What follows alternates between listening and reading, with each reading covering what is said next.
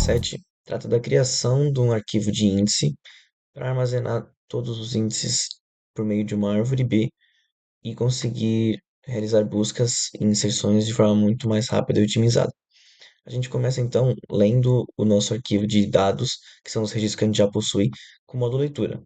Depois a gente cria o nosso arquivo para a árvore B com o modo escrita e começa a ler todos os registros do nosso arquivo de registros, passando um por um para o nosso arquivo de índices. Então a gente verifica, claro, se ele está removido no arquivo de registros, porque a gente não quer que registros removidos vão para o registro de índices. Depois a gente vai utilizar a chave que é o código de estação e o offset e inserir isso na árvore para poder encontrar depois, por meio da chave, o registro original no arquivo de registros. Então a gente realiza a leitura do registro e insere na árvore por meio dessa função.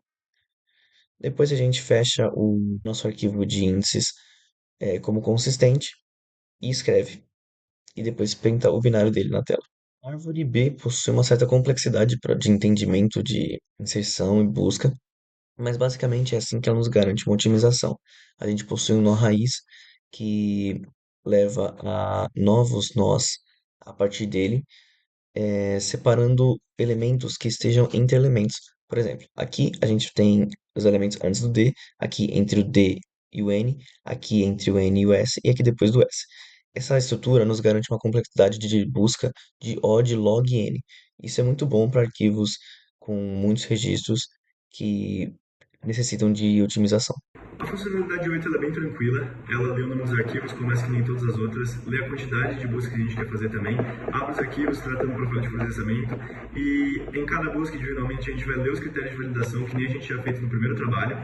Logo depois, aqui que está a diferença, a gente tenta usar o índice, passar por todos os campos para ver se algum deles é o código estação. Se for, a gente vai fazer a busca na árvore, se não, a gente vai fazer a varredura sequencial, que nem a gente fazia no trabalho anterior.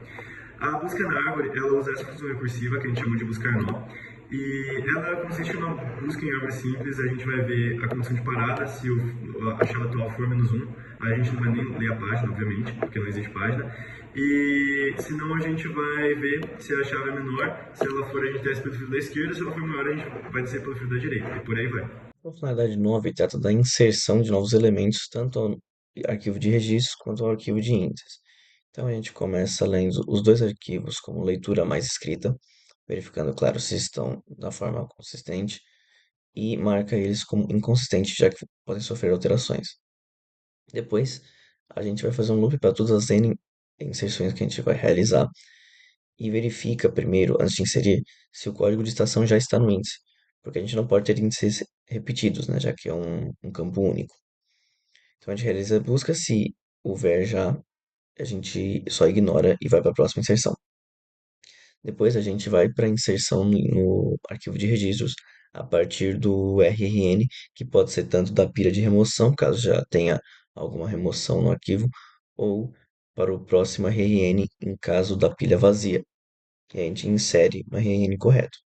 A gente calcula no cabeçalho o número de pares, conforme já foi feito nos outros trabalhos, marca os registros com os campos padrão, escreve tanto no registro, no arquivo de registro, e também insere na árvore de maneira correta, fechando no final escrevendo os cabeçalhos, fechando de maneira consistente e escrevendo os binários na tela.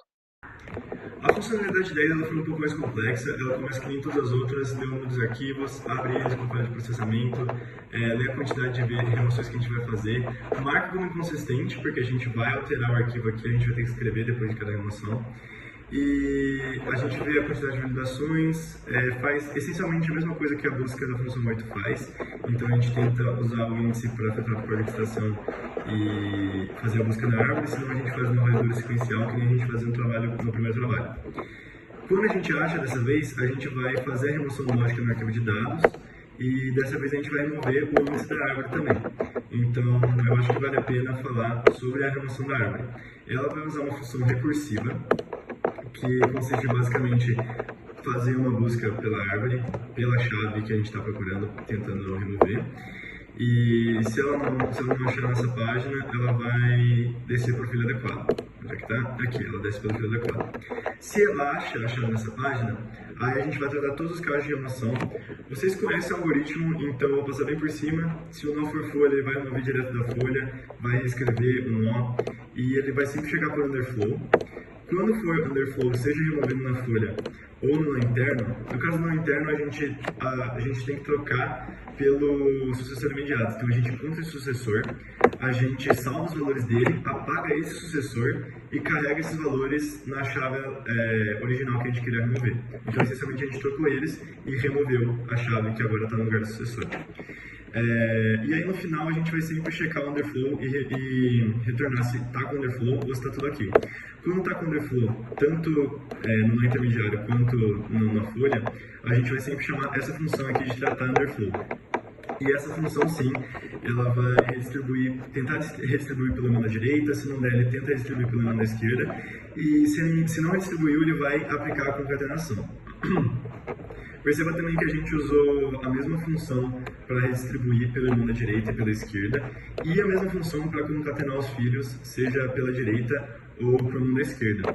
A gente fez isso usando a convenção de que a gente sempre vai passar o índice do irmão da esquerda que a gente quer, e ele vai concatenar com o irmão da direita dele.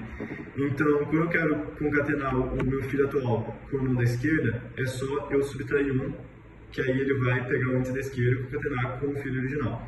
Se eu quero concatenar ele com o irmão da direita, eu só passo o índice do filho atual, que ele vai automaticamente para o irmão da direita.